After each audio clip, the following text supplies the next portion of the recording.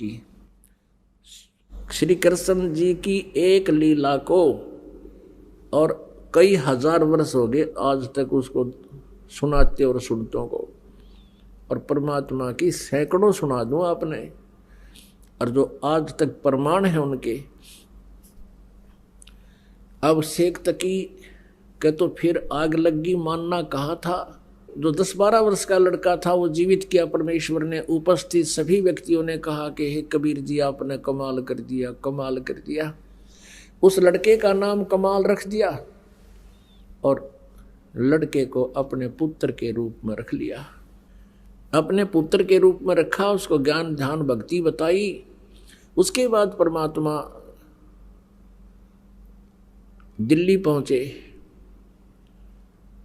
अब दिल्ली में जाकर शेख तकी ने दूध मुस्तार दिया, सब मुसलमानों को इकट्ठा किया कि राजा काफिर बन गया है, ये हो गया है, और भाइयों देख लो तुम ही फिर बात बिगड़ेगी। तो मुसलमान कहने लगे पीर जी फिर क्या इलाज हो। कहा कि तुम सब मेरे साथ चलो, एक काफिर आया हुआ है और वो उसने राजा पर कोई जादू जंत्र कर रखा है, वो तो उसके सिवा किसी की मानता ही कुछ नहीं है। आप मेरे साथ चलो और उसकी परीक्षा लेंगे। उसको उबलते हुए तेल के, सरसों के तेल के कढ़ाई में हम डाल कर देखाएंगे। वो मर गया तो ठीक से, और नहीं मरा तो मान लेंगे ये भगवान है, अल्लाह है। तो सब ने कहा ठीक है शेख तकी। तो लेकर हजारों मुसलमानों को और पहुंच गया जिंदाबाद मुर्दाबाद करता हुआ सिकंदर लोधी के राज दरबार के सामने। अब राजा ने पता करा कि केस और हो रहा, पता लगा कि जी शेख तकी हजारों मुसलमानों को, जनता जनों को लेकर आया हुआ है। राजा ने 5-10 को, मुखिया को अंदर बुलाया, कारण पूछा तो उन कारण बता दिया गया।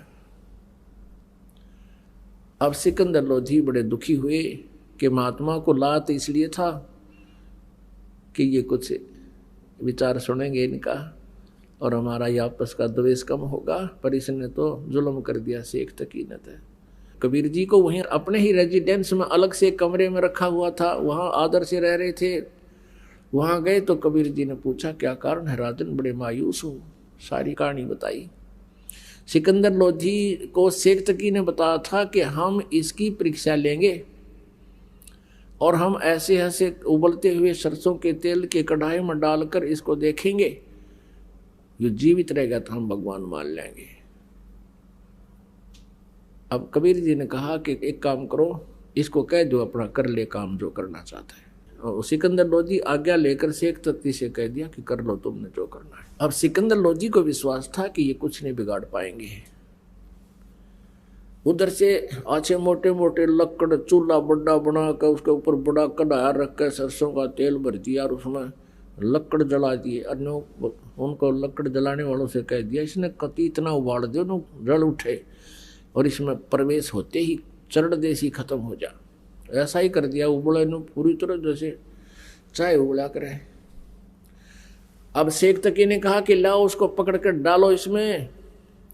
परमेश्वर उठकर आगे खड़े हो गए कढ़ाई के पास और कहा आप इतना कष्ट ना कीजिए शेख तकी जी, मैं अपने आप प्रवेश कर जाता हूँ। परमात्मा एकदम उसमें प्रवेश कर गए और बैठ गया आराम से। गर्दन बाहर दिख रही है, परमात्मा बैठे नो देखें आराम से। शेख तकी नो कहे कुछ भी ना होया। शेख तकी क्या कहता है कि इसने इस गर्म तेल को जंतर मंतर करके ठंडा कर दिया। अब सिकंदर लोधी ने सोचा भी गुरुजी कबीर जी का कुछ नहीं हुआ तो हो सकता है ये ठंडा कर रखे और जंतर मंतर करके ले देख लूं। तो कहने लगा सिकंदर लोधी कि मैं चेक करता हूं। परमात्मा बोले राजा इसमें हाथ मत दिए कि दे निकम्मे गए कहने तू इसमें हाथ दे दे, तेरी उंगली नहीं पाऊंगी इतना गर्म है यो। सिकंदर लोधी फिर भी नहीं माना कि कबीर जी बैठे मेरी उंगलियां के बिजली पड़ेगी। अगर नो करते करते उसने 2 उंगली अंदर डाल दी। जितनी उंगली तेल में गई थी डूबी थी उतनी कट के अलग होगी, इतनी पीड़ा होगी। सिकंदर लोधी बेहोश हो गए। तब परमेश्वर उस कढ़ाई तो बाहर आए, यूं मार दिया राजा निकम्या ने। अब क्या किया वैद्य रहते थे साथ में, डॉक्टर सिकंदर लोधी के, पानी के छींटे छाटे मारे, होश में तो एकदम आ गया, फिर पीड़ा इतनी थी वो फिर बेहोश हो गया।